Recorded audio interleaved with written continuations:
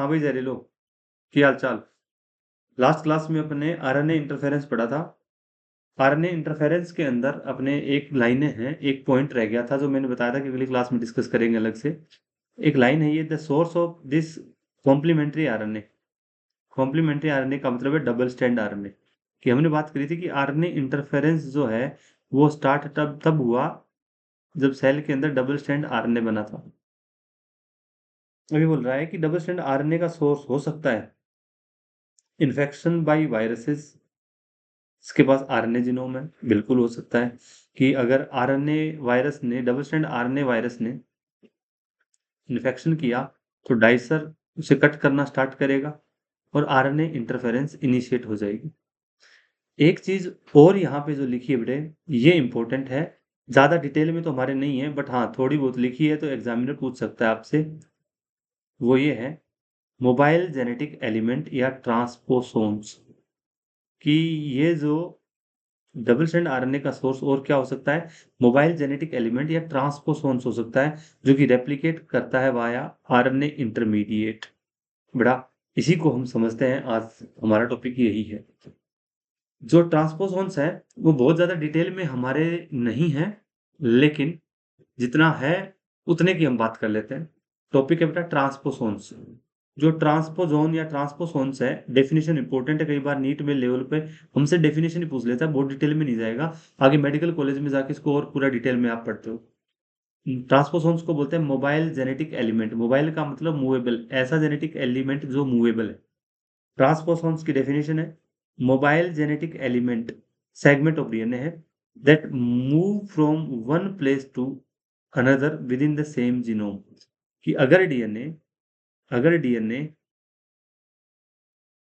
ये बड़ा एक डीएनए है, अगर इस डीएनए का एक कोई छोटा पार्ट, जिसे हम ट्रांसपोसोन्स कहते हैं, जंपिंग जीन जिसको हम कह रहे हैं, अगर ये यहां से हट करके हमारे ही किसी दूसरे क्रोमोसोम पर जाके जुड़ जाए, ये मान लेते हैं कि हमारा दूसरा क्रोमोसोम, और बेटा इसी दूसरे क्रोमोसोम पर अगर ये शिफ्ट हो जाए तो इसी को हम कहते हैं ट्रांसपोसोन्स और जंपिंग जीन।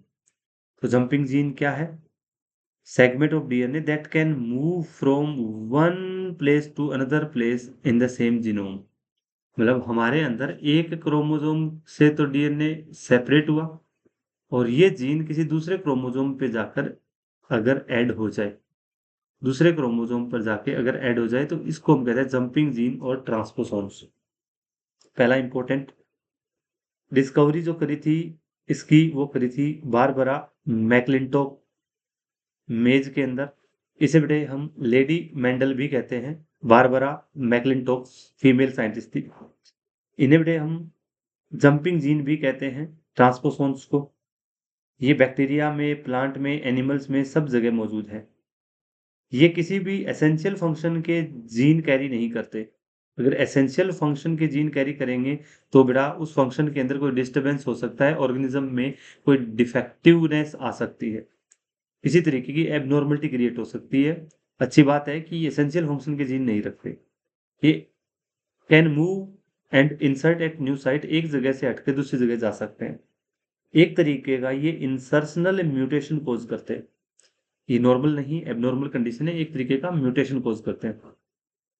बेटा इसमें दो तरीके की मैकेनिज्म है, एक होती है कट एंड पेस्ट, एक होती है copy and paste. Cut and paste दो मैकेनिज्म है, cut and paste, copy and paste. अगर यहाँ पे हम देखें, ये देखिएगा, ये नीचे जो मैकेनिज्म ऑफ ट्रांसपोजिशन की है, कट एंड पेस्ट मैकेनिज्म।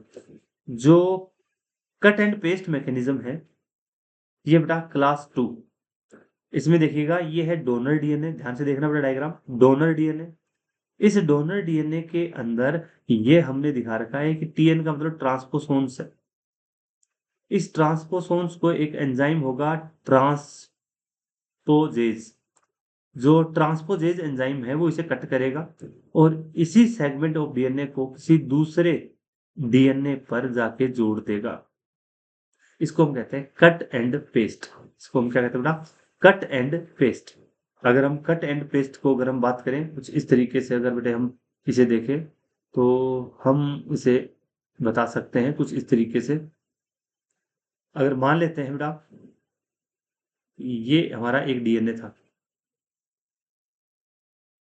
ये मान लेते हैं कोई क्रोमोसोम 1 मान लेते हैं, और यहाँ हमारा दूसरा डीएनए क्रोमोसोम 2 मान लेते हैं। चलो इसको थोड़ा अलग कलर से मैं दिखा देता हूँ, ये क्रोमोसोम हमारा 2 मान लेते हैं, ये अलग क्रोमोसोम मान लेते हैं, क्रोमोसोम 2। अगर बेटे मान लेते हैं कि यहाँ से लेकर यहाँ तक ये एक जीन है, और ये जंपिंग जीन है ट्रांसपोसोम से। हुआ क्या, ये डीएनए यहाँ से कट हुआ, एक एंजाइम ट्रांसपोजेज एंजाइम ने इस डीएनए को यहाँ से कट कर दिया, ये बेटा ट्रांसपोसोम। यहाँ से ये कट हुआ, यहाँ से ये डीएनए सेगमेंट कम हो गया, और ये डीएनए सेगमेंट अगर यहाँ पे आके इंसर्ट हो जाए, और बेटा जैसे ही यहाँ पे आके ये इंसर्ट होगा, कट हुआ और नई जगह आके पेस्ट हो गया, ये नई जगह आके यहाँ पे पेस्ट हो गया, इसी जीन को कहते हैं अपन जंपिंग जीन ट्रांसपोसोम्स। तो बेटा इससे एक तरीके का ये इंसर्शनल म्यूटेशन हो गया, और यहाँ पे जो येलो कलर वाला क्रोमोसोम था इसका सीक्वेंस चेंज हो गया, एक तरीके का ये म्यूटेशन हो गया, और यहाँ पे सीक्वेंस बदल गया। इसको कहते हैं अपन कट पेस्ट, मतलब यहाँ से ये कट हुआ और दूसरी जगह जाके पेस्ट हो गया, कट एंड पेस्ट मैकेनिज्म। ये मैकेनिज्म यही है। इसको डायग्राम को हमने कुछ इस तरीके से दिखाया कि ट्रांसपोसोन्स था, यहाँ से ट्रांसपोजेज एंजाइम से कट हुआ, ये पार्ट कट हो गया और ये किसी टारगेट डीएनए पे जाके दूसरे पे जाके जुड़ गया, इसको कहते हैं कट एंड पेस्ट मैकेनिज्म।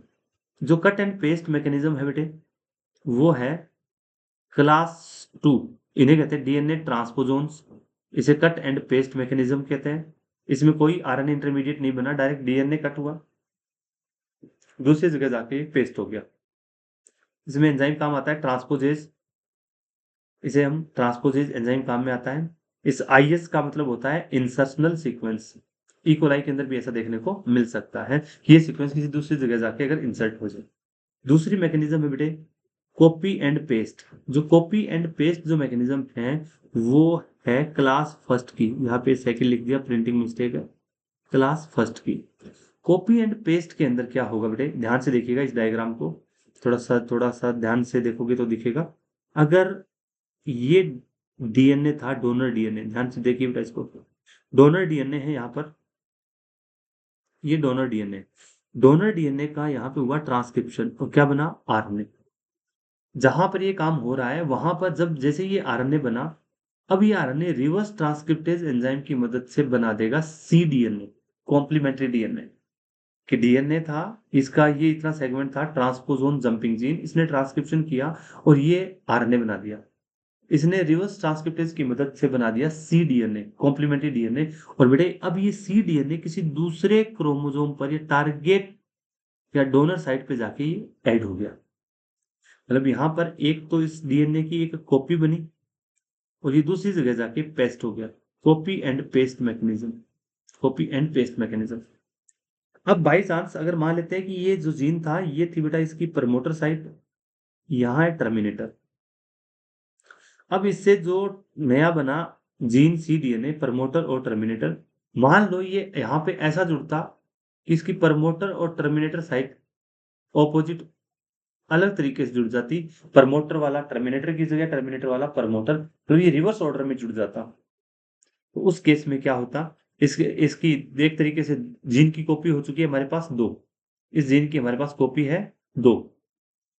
अगर हम देखें हुआ क्या कि ये तो ओरिजिनल साइट थी जहां से डीएनए जुड़ा हुआ है, डीएनए कट नहीं हुआ है, वहीं पे जुड़ा हुआ है, तो ये क्या बनाएगा, एक आरएनए। अब ये जहां दूसरी जगह जाके जुड़ा है, और बेटा जहां दूसरी जगह जाकर ये हमारा ये ट्रांसपोसोन्स जहां पे जाके जुड़ा है, रेड कलर वाला है बेटा, तो ये भी क्या बनाएगा, आरएनए। अगर ये रिवर्स ऑर्डर में जुड़ गया था, यहाँ प्रमोटर था यहाँ टर्मिनेटर था, इसका टर्मिनेटर इधर प्रमोटर इधर आ गया, तो यहाँ पर जो आरएनए बने वो दोनों एक दूसरे के कॉम्प्लीमेंट्री बने। और जो कॉम्प्लीमेंट्री आरएनए बने हैं आपको पता है कि कॉम्प्लीमेंट्री आरएनए आपस में जुड़ करके क्या बना देंगे, डबल स्टैंडर्ड आरएनए। और बेटा ये डबल स्टैंडर्ड आरएनए ही क्या करेगा, जैसे डबल स्टैंडर्ड आरएनए सेल में बनेगा, डाइसर एंजाइम इसे कट कर देगा। डाइसर एंजाइम ने जैसे इसको कट किया, बोले तो डबल स्टैंडर्ड आरएनए बनती, आरएनए इंटरफेरेंस स्टार्ट हो जाएगा। एक तरीके से सेल के अंदर अगर ये डाइसर नहीं होता, तो यहाँ पर अगर ये कॉपी पेस्ट से जो नया जीन की कॉपी जाके ट्रांसफर हुई है, तो हो सकता है किसी लिविंग के अंदर यहाँ इससे कोई ऐसी प्रोटीन बनती जो लिविंग के लिए हार्मफुल हो सकती थी। तो लिविंग सिस्टम ने अपने ही सेल को प्रोटेक्ट किया है इस हार्मफुल प्रोटीन से। तो एक तरीके की ये डिफेंस मैकेनिज्म है। तो बेटा ये छोटी सी लाइन है बट बहुत इंपॉर्टेंट है, जो एनसीईआरटी यही लिख रही थी। ये देखो कि जो मोबाइल जेनेटिक एलिमेंट है ट्रांसपोसोन्स है जो कि रेप्लिकेट हो रहा है आरएनए इंटरमीडिएट के थ्रू। कैसे? ये देखो यहाँ पर कॉपी एंड पेस्ट मैकेनिज्म जो है ना बेटा, इसकी बात कर रहा है कि डीएनए से आरएनए बना, आरएनए इंटरमीडिएट, इससे इसने बना दिया सीडीएनए, और ये सीडीएनए जाके किसी दूसरे क्रोमोसोम पे जुड़ गया। तो इसी जीन की दो कॉपी होगी। अगर ये बाई चांस रिवर्स ऑर्डर में जुड़ जाए तो बेटा वो भी आरएनए बनेगा, इधर भी आरएनए बनेगा, दोनों आरएनए कॉम्प्लीमेंट्री बनेंगे। और डबल स्ट्रैंड आरएनए बनने की वजह से जैसे ही डबल स्ट्रैंड आरएनए बनेगा, आरएनए इंटरफेरेंस इनिशिएट हो जाएगा। तो ये बेटा ट्रांसपोसोन्स, ये हमने ट्रांसपोसोन्स की बहुत कम बातें करी है। इसमें से मेन मेन पॉइंट आपको जस्ट याद रखने हैं, बहुत ज्यादा डिटेल में आपको नहीं जाना। बट इतना अगर एक दो बार आप अच्छे से ऑब्जर्व करोगे, अच्छे से इस चीजों को देखोगे, डायग्राम को देखोगे, समझने की कोशिश करोगे, बेटा आपको समझ में आ जाएगी। नीट पॉइंट ऑफ व्यू से एनसीईआरटी ने लाइन तो लिख रखी है, तो इतना तो कम से कम आपको आने चाहिए ताकि आप ट्रांसपोसोन्स को समझ सके। क्लियर है? मिलते हैं अपन ब्रेक के बाद, तब तक के लिए टाटा बाय बाय, धन्यवाद।